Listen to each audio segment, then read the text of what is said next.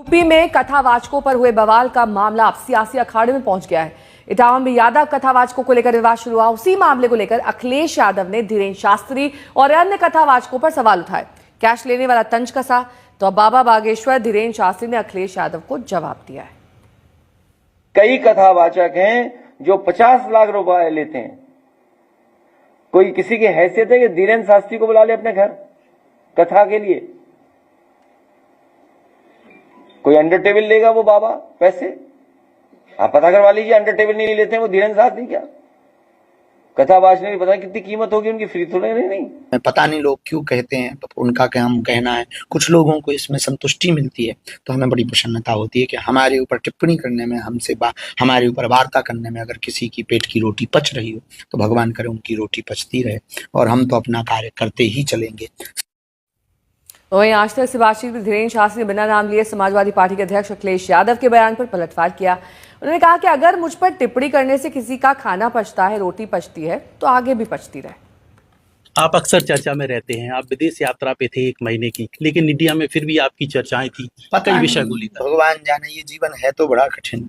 इस जीवन में कहने से ज्यादा सहना पड़ता है। इस जीवन में हमने अक्सर एक बात बोली थी, आ बैठ मेरे पास, मैं तुझे जीना सिखाता हूँ, कुछ क्षण तो मेरे साथ गुजार, मैं तुझे दुख दर्द पीना सिखाता हूँ। क्योंकि मैं बातों से नहीं रातों से लड़ा, मैं सह सह कर साधु बना, इसलिए मैं यहाँ हूँ खड़ा। आ बैठ मेरे पास, मैं तुझे जीना सिखाता हूँ, कुछ देर तो मेरे साथ गुजार, मैं तुझे दुख दर्द पीना सिखाता हूँ। तो ये जीवन है तो बड़ा कठिन, बड़ा झंझटों वाला है। इस जीवन में पता नहीं लोग क्यों कहते हैं, तो उनका क्या हम कहना है। कुछ लोगों को इसमें संतुष्टि मिलती है तो हमें बड़ी प्रसन्नता होती है कि हमारे ऊपर टिप्पणी करने में, हमारे ऊपर वार्ता करने में अगर किसी की पेट की रोटी पच रही हो तो भगवान करे उनकी रोटी पचती रहे और हम तो अपना कार्य करते ही चलेंगे। सनातन के लिए जिएंगे, सनातन पे मरेंगे, हिंदुओं के लिए जिएंगे, अंतिम श्वास तक हिंदुओं के लिए मरेंगे। आप विदेश में थे उस समय, भारत में एक बड़ी घटना हुई इटावा की। एक कथावाचक के साथ घटना हुई, उनकी चोटी काट दी गई। इसके साथ ही अशब्द भाषा का इस्तेमाल किया गया। किस तरीके से आप उसको घोर निंदनीय थी। हमने अपने प्रतिक्रिया वीडियो के माध्यम से दी भी। घोर निंदनीय घटना थी, इसमें कोई संदेह नहीं। हमारे काम को और बढ़ा दिया। जो हम जातिवाद मिटाने की और भारत को हिंदू राष्ट्र बनाने की बात कर रहे हैं, वो उल्टा भारत को जो है जातिवाद राष्ट्र बनाने की तैयारी घटना ने की है।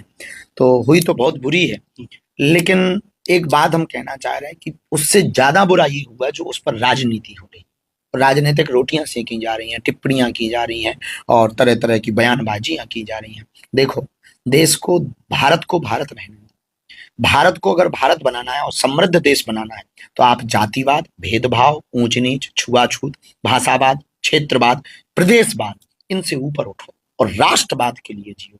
यदि राष्ट्रवाद के प्रति आपका समर्पण नहीं होगा और केवल जातिवाद के लिए होगा, अद्भुत बात यह है, जातियों के समर्थकों का भला हो या ना हो, पर जातिवाद के नाम के नेताओं का भला सो हो जाता है।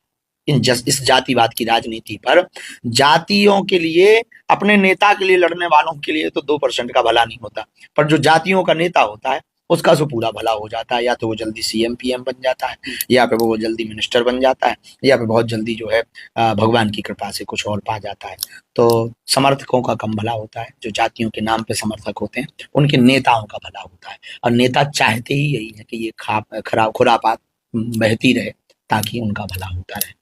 इसलिए सावधान रहें, सजग रहें, जातियों में नहीं, जातवाद में नहीं, राष्ट्रवाद में पड़े।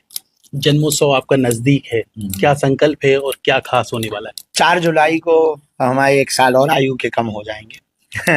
अद्भुत है। अब लोग, सब बच्चों की इच्छा है तो मान नहीं रहे हैं, तो बहुत अच्छा है, पर बहुत अच्छे से मनाया जाएगा।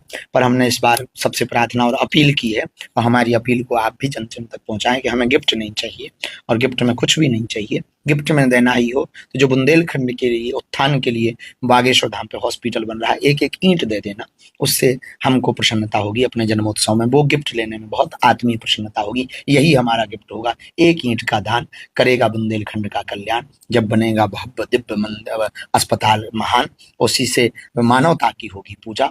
मानवता में ही नर में नारायण देखा जाएगा। इसलिए 1 ईंट का दान आपको बनाएगा महान।